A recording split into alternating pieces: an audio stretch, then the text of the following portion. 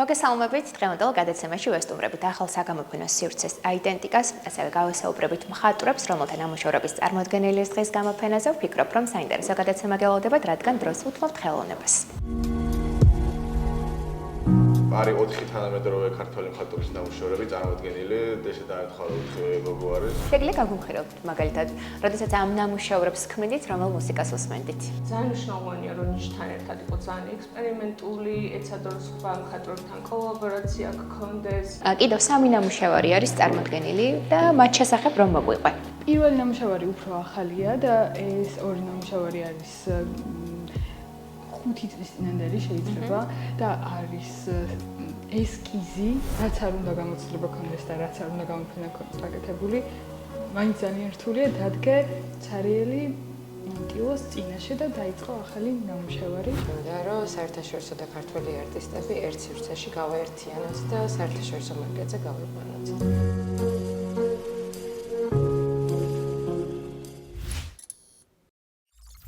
ჩვენი გადაცემის სტუმარია გალერეის თანადამფუძნებელი დავით გამსახურდია. მოგესალმებით. მადლობა თქვენი დათმობილი დროისათვის. ჩვენს მაყურებელს მინდა მოუყვეთ დღევანდელი გამოფენის შესახებ. რამოდენიმე არტისტის ნამუშევრები არის წარმოდგენილი. მათ გავესაუბრები, ასე ვთქვათ, ტექნიკაზე და თემებზე, მაგრამ თქვენ მინდა რომ ჩვენს მაყურებელს გააცნოთ ეს არტისტები. არის 4 თანამედროვე ქართველი მხატვრის ნამუშევრები წარმოდგენილი, ესე დაეთხოვა 4 გოგო არის. თვითონ გამოფენის თემა შეეხება ფიგურას და აბსტრაქციას შორის შესრულებული ნამუშევრები. ზოგი ნამუშევარში უფრო დაინახავთ რაღაც თვითნაცნობ ფიგურას, ზოგი ნამუშევარი თითქმის სრულიად აბსტრაქტული, თუნდაც აი უფრო გრძლად მოგიყვებით, მე მანდაც არის თქვა რაღაც ისტორიები. გამოფენაში მონაწილეობენ ნუცა გოგალაძე, ელენა მელიქიძე, ვისი ნამუშევრებს ხედავთ ხა ამჯერად, ივანა წულაია და ასევე ნანა გოგოლაშვილი. თანამედროვე არტისტები. თანამედროვე ხელოვანები აქვთ რა თქმა უნდა საერთაშორისო გამოფენის გამოცდილება, თუმცა დღესდღეობით ჯერ კიდევ თბილისში ცხოვრობენ და აქ მოღვაწეობენ. აი მათ რა განასხვავებთ მათ, ასე რა თქვა, სტილისტურად და რატომ მოხდა მაგალითად აი ამ 4 არტისტის გამოფენის გაერთიანება? კი ბატონო, მოდით იონათ დავიწყებ. იონა მუშაობს ძალიან მრავალფეროვანი მიდგომით მატერიალის მიმართ. აი უბრალოდ მოგვიანებით ნახავთ კიდე ნამუშევრებს, მის ნამუშევრები განსხვავდება ზუსტად იმით, რისგან არის გაკეთებული, ხო? ანუ ელენესთან შედარებით, ელენე მელიქისთან შედარებით, ელენე ძირითადად ტილოთი ხატავს, კი არა, ზეთი ხატავს ტილოზე და მისი მთავარი შემოქმედება ამ მედიუმში არის შესრულებული. ნუცა გოგალაძე გამოირჩევა პასტელით და ძირითადად ფურცელზე მუშაობს დღესდღეობით, თუმცა ასევე ბოლო პერიოდია ეგეც მანაც დაიწყო ზეთის გამოყენება, მაგრამ მაგ ნამუშევრებს გაჩვენებთ მე. ეს ნამუშევრები ეხა არა გვაქვს. და ნანა გამოირჩევა თავის სტილით, ზოგადად უფრო მინიმალისტური მიდგომა აქვს თავის პრაქტიკაში, მაგასაც ნახავთ ამ გამოფენაში, მე მგონია რომ ნანას ზოგადი პრაქტიკა ძალიან კარგად შენს. ისიც ხშირად ფურცელზე მუშაობს, თუმცა ასევე ტილოზეც ხატავს, მატერიალითაც მუშაობს მრავალფეროვნად და ხო, ნუ ნანას პრაქტიკა მეტნაკლებად აერთიანებს ყველა საქმეს არის წარმოდგენილი. და რატომ ეს 4 არტისტი ერთად? აქვს თითოს რაღაც ის ფაქტორი, რომელმაც შეიძლება მსგავსება დაანახოს ადამიანს, ანუ ერთმანეთში დააკავშიროს. აი, ხო, ნამუშევრებს ზოგადად უფრო გასწრებით. შეგვიძლია რომ გადავიდეთ და თან ვაჩვენოთ ჩვენს მაყურებელს. და ასევე საინტერესოა თქვენი, ესე რა ვთქვათ, რჩევები, როდესაც ნამუშევარს უყურებს მნახველი, თქვენი აზრით, რას უნდა მიაქციოს ხოლმე ყურადღება, ეს არ არის უბრალოდ მაგალითად ლამაზად შესრულებული ნახატი, როგორ უნდა დაუახლოვდეს ნახატს, თუ შეგეძლიათ რომ მსგავსი ესე ვთქვათ რჩევები მოგცეთ, პირველ რიგში როგორ უნდა დავიწყოთ ნახატის აღქმა? კი, პირველ რიგში ზოგადად აი კონკრეტულ ნახატს რო ვილაპარაკოთ, ერთი ჩემი რჩევა იქნება, რომ თუნდაც მუზეუმში ან გალერეაში მიხვალთ, არ მოგერიდოთ რაღაცა კითხვის დასმა, ანუ ჩვენ აქ მაგისტრის ვართ, რომ ადამიანი რომ მოვიდეს, რადგან უფრო ინფორმირებულები ვართ მასალაზე, იმიტომ რომ ჩვენ ვამუშავებთ და ჩვენ ვკიდებთ რაღაც ისტორიას მეცოდინება რამე კონკრეტული, რაც შეიძლება არც ეწეროს არსად და მოსმენილი მქონდეს მარტო ხო, მეგერთი და მეორე ხელოვნების ისტორიას დაგეხმარებათ, იმიტომ რომ დღესდღეობით რადგან ამდენი ხელოვანი არის უკვე და ეს არაერთი წელი უფრო საუკუნეები ხდება, ერთმანეთისგან ინსპირაციას იღებენ და არის ხოლმე რაღაცა რეფერენსი ისტორიულიც. ძალიან დიდი მადლობა მინდა გადაგიხადოთ, საინტერესო იყო თქვენთან საუბარი. მე უნდა გავესაუბრო ახლა არტისტებს, რომლის ნამუშევრებიც არის წარმოდგენილი დღეს გამოფენაზე და მასთან ერთად უფრო მეტ შევიტყობ მათ ნამუშევრებზე, ასე რომ დაგველოდეთ. ახლა უნდა გავესაუბროთ ერთ-ერთ მხატვარს, ნუცა კოკალოძის, მოგესალმებით. დიდი მადლობა თქვენი დათმობილი დროისათვის. ძალიან საინტერესოა და მიხარია, რომ ამ გადაცემის საშუალებით ჩვენი მაყურებელი შეიტყობს თანამედროვე ახალგაზრდა არტისტების შესახებ და მინდა რომ დღევანდელ გამოფენაზე წარმოდგენილი თქვენი ნამუშევრები დავათვალიერებინოთ და მოვუყვეთ თუ როგორ არის შესრულებული. კი ბატონო, ამ გამოფენაზე არის ჩემი 5 ნამუშევარი წარმოდგენილი. ძირითადად არის პასტელის მასალა. მასალაში შესრულებული ამ ორ ნამუშევარს ხედავთ. ზოგადად არის უსაუბრ გეგმა ხოლმე რა უნდა დავხატო, ძალიან სპონტანურია ჩემი პროცესი. აქ არის აბსტრაქცია, წინა წელს არის შესრულებული ეს ნამუშევრები და ზოგადად ჩემ ნამუშევრებში ძალიან დიდი გავლენა აქვს ხოლმე მუსიკას. და ვცდილობ ხოლმე რომ ვიზუალურად გამოვხატო მუსიკის ტემბრი, გერა, რაღაც დინამიკა და აი ხედავთ ეს რაღაცნაირად ვეცადე რომ ამესახა. მუსიკა არის თქვენი ინსპირაცია, როგორც მივხვდი და შემდეგ გქნით უკვე ნამუშევრებს. ეს ძალიან საინტერესოა. შეგიძლია გაგუმხილოთ მაგალითად, როდესაც ამ ნამუშევრებს ქმნით, რომელ მუსიკას უსმენდით? ესე კონკრეტულად არ მახსენდება, მე ზოგადად სელექციას ვაკეთებ ხოლმე მუსიკის და მე იმ პროცესში შეიძლება რაღაც იდეა მომივიდეს, შეიძლება რაღაც სათაურმა დამაინტერესოს და მე იმ სათაურზე ავაგო რაღაც კონცეფცია და იმის მიხედვით მომდის ფერზე იდეა და როგორი ფიგურა უნდა ავრჩიო, როგორ უნდა დავხატო. ძალიან საინტერესოა. ძირითადად თქვენი ტექნიკა როგორია ხატვის? ზოგადად ვხატავ ხოლმე პასტელებში, ვცდილობ რომ მარტო პასტელებით არ ვხატო და ვიყო ექსპერიმენტული, მაგრამ მაინც ჩემი საყვარელი მედიუმია, იმიტომ რომ რაღაცნაირი ფაქიზი ფაქტურა აქვს და ძალიან მეხმარება ხოლმე რომ მეტი ექსპერიმენტი გავაკეთო ნახატის ზედაპირზე. იმიტომ რომ ცაცის პასტელით არის მაგალითად ეს ყველა ნამუშევარი შექმნილი და ხანდახან ვშლი ხოლმე ზედაპირს რაღაცებს ჩავასწორებ ხოლმე და ყველაზე კარგი მედიუმია ჩემთვის რომ ეს ექსპერიმენტები ვაკეთო ნახატზე. გადავინაცვლოთ მაშინ შემდეგ ოთახში, თქვენ გაგვიძახით. და ჩვენს მაყურებელს მოვუყვეთ შემდეგი ნამუშევრის შესახებ. ეს ნამუშევარი არის 2025 წელს შესრულებული, პირველად ჰქონდა ციურიხში გამოფენა და ექსპრომტად შევქმნი ეს ნამუშევარი, ამაზეც არის ძირითადად მუსიკა ასახული, ინსპირაცია მქონდა და ზოგადად არა მარტო მუსიკა, ჩემს გამოცდილებებს, ან შთაბეჭდება თუ მაქვს ხოლმე ან რაღაც ყოველდღიურობიდან ასახული, ვცდილობ ხოლმე რომ გამოვხატო ჩემი ნახატებით. და ასევე მაინტერესებს როგორც ერთ-ერთ მხატვარს, რომელიც წარმატებული არის ჩვენს ქვეყანაში და დარწმუნებული ვარ კიდევ ბევრი წარმატება გექნებათ წინ თქვენს ცხოვრებაში. ზოგადად რა სჭირდება დღეს საქართველოში მხატვარს წარმატებისათვის, ნიჭთან ერთად რა თქმა უნდა, რა ხელშეწყობა, მაგალითად თუ ახალგაზრდა ადამიანი კარგად ხატავს, მას როგორ შეუძლია რომ საკუთარი თავი განავითაროს, აუცილებელია როგორც ჩვენს ქვეყანაში გამოფენები თუ საზღვარგარეთაც. აი ეს შიდა ამბები მაინტერესებს რა ხდება სამხატვრო სივრცეში. დიახ, ჩემი აზრით ძალიან მნიშვნელოვანია როგორც უცხოეთში, შენ ქვეყანაშიც რო გქონდეს გამოფენა. ძალიან მნიშვნელოვანია რომ ნიშთან ერთად იყო ძალიან ექსპერიმენტული, ეცადო რომ სხვა მხატვრებთან კოლაბორაცია გქონდეს, სხვადასხვა მედიუმებით ცადო და მიუხედავად იმისა, რომ თქვათ ერთ მედიუმში ძლიერი ხარ, იმ ერთს არ ჩაეჭიდო და სხვა რაღაცაებიც ცადო და უნდა იყოს სიახლეებისთვის აუცილებლად გახსნილი. მეც ასე მგონია. შენი სამომავლო გეგმები როგორი არის? მაგალითად, სად წარმოგიდგენია, იქნება ამ გადაცემას რო ნახავ, აი 5 ან 10 წელიწადში სად გინდა რომ იყო? ესე კონკრეტულად არ დავასახელებ, იმიტომ რომ სხვადასხვა გეგმები მაქვს, მაგრამ პირველ რიგში მინდა რომ ზეთის მასალა უფრო კარგად შევისწავლო, უფრო დიდი ზომის ნამუშევრები შევქმნა. და ვისურვებდი რომ უფრო მეტი კოლაბორაცია მქონდეს სხვა მხატვრებთან და უფრო სხვა სიახლეები შემოვიტანო ჩემ ცხოვრებაში, არა მარტო მხატვრობით, სხვა რაღაცაებითაც, იმიტომ რომ ძალიან ინტერესიანი ადამიანი ვარ. და შენი აზრით, ჩვენს ასე რომ ვთქვათ, ქვეყანაში მხატვრების რაოდენობა ყოველთვის ძალიან ბევრი იყო, მაგრამ მაინტერესებს, რა განწყობები აქვთ მათ, რა სურთ, რა უნდათ მხატვრებს დღეს? რა სჭირდებათ? ჩემი აზრით, მხატვრებს სჭირდებათ უფრო მეტი სივრცე.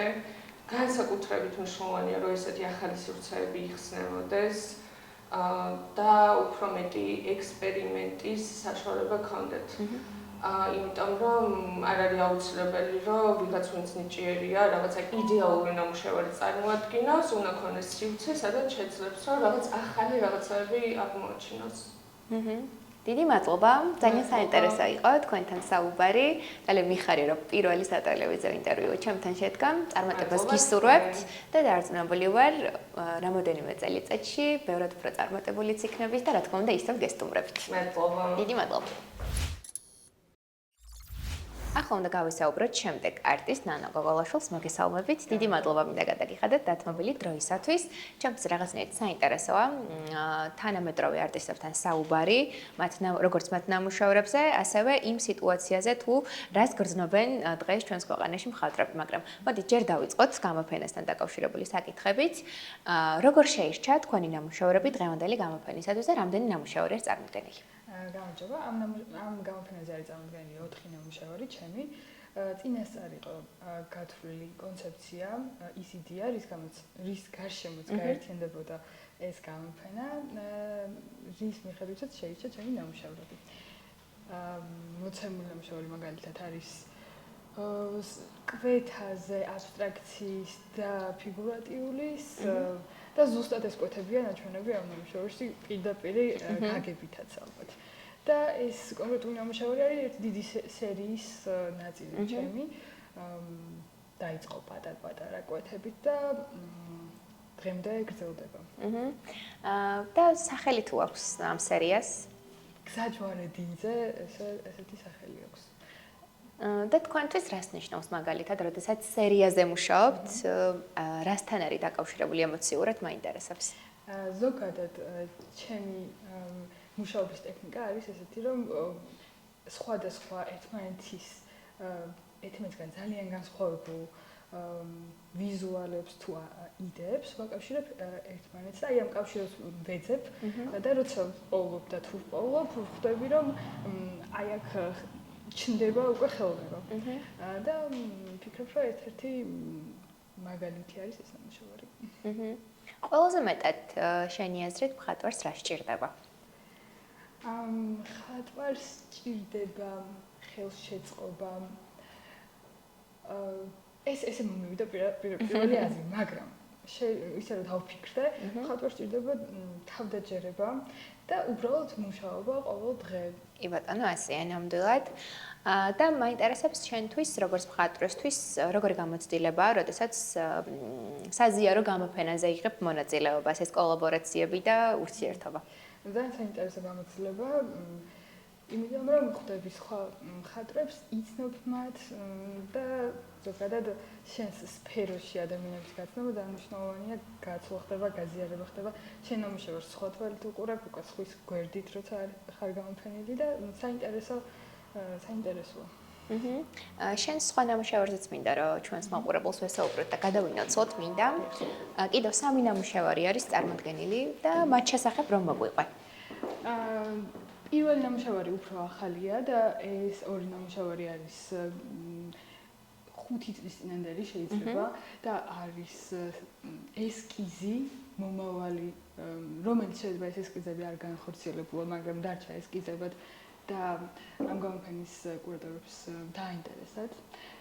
პირველი ნამუშევარი არის ხეზე დაკრული ტილო და ზეთით შესრულებული. და თვითონ აი ეს მასალა, ტილო, რომელიც ეკრობა ხეზე, რაღაცნაირად სხვანაირ ატმოსფეროს ქმნის და თითქოს წინასწარ კარნახობს რა იქნება ნამუშევარი. ანუ რაღაცნაირად თვითონ ფორმატიც რომ არის პატარა, წინასწარ განსაზღვრა რა იქნებოდა ზემოდან. მე ძალიან მიყვარს კონკრეტული და განზოგადებული ფორმების ერთმანეთთან დაკავშირება და შეიძლება ეს ერთ-ერთი მაგალითია მაგის. ყველაზე მნიშვნელოვანი ალბათ ფერებია ამ ნამუშევარში და ზოგადად ჩემთვის, იმიტომ რომ ფერწერა ფერებით მშობლობაა და მწვანე ფერი თავიდან რომ შევეხებ მწვანე ფერს ცოტა მიჭირდა და მე ძალიან შემიყვარდა და შენი საყვარელი ფერი გახდა. იბატონ და შემდეგ ნამუშევრებზეც რომ მოგვიყვეთ.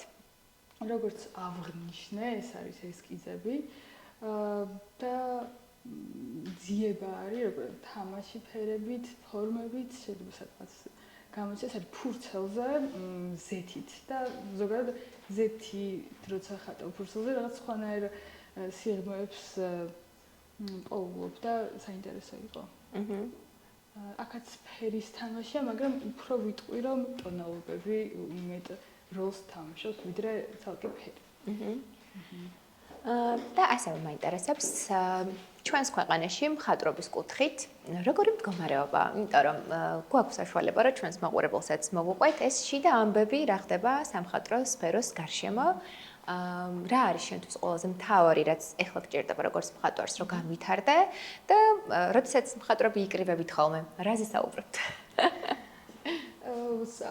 ჩემ თქვა ბოლო შეკრების თემას მოგიყვებით, მაგალითად არის ერთი ახალი წიგნი, რომელსაც გავეცანი და ამ წიგნს განვიხილავდით, რომელიც შეეხება როგორ უნდა იცხოვროს მხატვარმა უბრალოდ და უკვე ვახსენე რომ უბრალოდ უნდა იმუშაოს და იმუშაოს და შინაგანი წინააღმდეგობა არის ყველაზე რთული წინააღმდეგობა, რაც არ უნდა გასაკვირი იყოს. ამიტომ შეიძლება ბევრი წინააღმდეგობა კონდეს დღევანდელ მხატვარს, მით უმეტეს საქართველოში. მაგრამ მაინც ყველაზე რთული წინააღმდეგობა არის შინაგანი მტრის დამარცხება, ასე თქვა. იმასაც ვიტყვი, რომ დღევანდელი მხატვრისთვის ძალიან მნიშვნელოვანია განათლება. და მე ვურჩევთ თქვა ყველას, რომ მიიღოს ყველანაირად თქვა ის აღიჭუროს იმ უნარებით, რაც სჭირდება მხატვარს და ხელოვანს. და ასევე მაინტერესებს, რამდენად არის ეს განწყობა მხატვრებში, რომ წარმატებას რომ მიაღწიო და თითქოს რომ დაგაბასონ შენს ქვეყანაში, აუცილებლად უნდა წახვიდე საზღვარგარეთ, იქ მაგალითად თუ გექნება საშუალება გამოფენა მოაწყო და შემდეგ უფრო მეტად იმსახურებ ყურადღებას. ან ეს სტერეოტიპია თუ მართლა ესე მოქმედებს ჩვენთან შენი და ასე ვთქვათ მხატვრობის აზრი მაინტერესებს. არ არის სტერეოტიპი, ვფიქრობ რომ ეგრე მუშაობს, მაგრამ შეიძლება ეს ილუზიაც არის. იმიტომ რომ მხატვარი როცა ხარ, ყოველ დღე ხარ გამოწვევების წინაშე და შენი წარსული ძალიანაც არ ახდენს შენზე გავლენას, იმიტომ რომ ყოველ დღე იმ ხელა ბარიერის გადალახვა გიწევს, რომ რაც არ უნდა გამოცდილება ქონდეს და რაც არ უნდა გამოფენა ქონდეს გაკეთებული, მაინც ძალიან რთულია დადგე ცარიელი ტილოს წინაშე და დაიწყო ახალი ნამუშევარი. ამიტომ რაც შეიძლება კარგი გამოცდილებების დაგროვება საუკეთესოა, მაგრამ ომი არ არის მოგებული. არასოდეს სანამ ცოცხლები ვართ. საინტერესო საუბარი გამოვიდა ჩემი აზრით და რაღაცნაირად პროგრამა თემებზე წავედით. ჩვენი ქრონომეტრაჟი არ გვაძლევს ალბათ იმის საშუალებას, რომ კიდევ უფრო მეტი გესაუბროთ, მაგრამ ძალიან საინტერესო ემოციები და ინფორმაცია მივიღეთ თქვენგან. რაღაცნაირად მხატვრების ამბები მაინტერესებდა, რომ შემეტყო თანამედროვე ახალგაზრდა არტისტებისგან. ძალიან საინტერესო იყო თქვენთან საუბარი. კიდევ ერთხელ აღვნიშნავ, დიდი მადლობა და წარმატებებს გისურვებთ. ჩვენი გადაცემის სტუმარია ნინო მთვარელიშვილი, აიდენტიკას თანადამფუძნებელი. მოგესალმებით. მადლობა თქვენი დროისათვის. ჩვენს მაყურებელს მინდა მოვუყვეთ გალერეის შესახებ, რომელსაც განსხვავებული კონცეფცია აქვს, რადგან ის სხვადასხვა ადგილზე, ესე ვთქვათ, ჩნდება ხოლმე არტისტებთან ერთად. ერთი ლოკაცია არ აქვს. კი, ერთი ლოკაცია არ გვაქვს. ჩვენი დაფუძნებისთანავე ის იდეა იყო, რომ მომთაბარე გამოფენები მოგვეწყო საქართველოში და ასევე საზღვარგარეთაც. და ამასთან ერთად ისიც გვინდა, რომ საერთაშორისო და ქართველი არტისტები ერთ სივრცეში გავაერთიანოთ და საერთაშორისო მარკეტზე გავიყვანოთ. ძალიან საინტერესოა დღევანდელი გამოფენაც და მაინტერესებს რა პერიოდულობით იცვლება ხოლმე აიდენტიკაში მხატვრობის ნამუშევრები, თუ ეს არ არის განსაზღვრული. მხატვრობის ნამუშევრები ეს განსაზღვრული არ არის, თუმცა თითო გამოფენა დაახლოებით ერთი თვე გრძელდება ხოლმე. მაგრამ ეს არის მესამე გამოფენა, მეოთხე შეიძლება რომელიმე განმეორებით იყოს რომელიმე არტისტი. ესე განსაზღვრული არ აქვს. ძალიან მნიშვნელოვანია დღეს, ალბათ ისე როგორც არასდროს, რომ ქართულ ხელოვანებს ჰქონდეთ საშუალება საკუთარი წარმატება განავითარონ და ზოგადად ძალიან ბევრი გამოფენა მოეწყოს. დიდი მადლობა თქვენ, ძალიან სასიამოვნო იყო თქვენთან შეხვედრა და ასევე ჩვენს მაყურებელს მინდა ვურჩიო და ვუსურვო, რომ დრო გაატანოს გამოფენოს სივრცეებში, რომელიც ძალიან მნიშვნელოვანი არის ჩვენი სულისთვის, სულიერი საზრდო არის ხელოვნება, ამიტომაც გისურვებთ, რომ გალერეებს ესტუმროთ და თქვენს თავს გაუკეთოთ საჩუქარი.